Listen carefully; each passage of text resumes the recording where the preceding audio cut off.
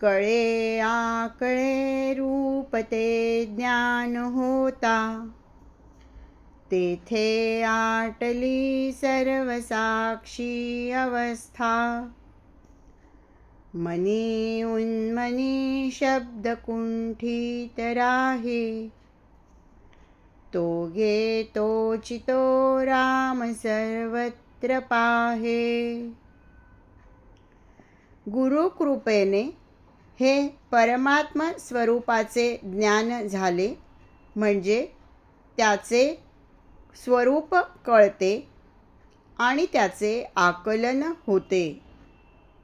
तेथे सर्व साक्षी अवस्थाही विलीन होऊन जाते।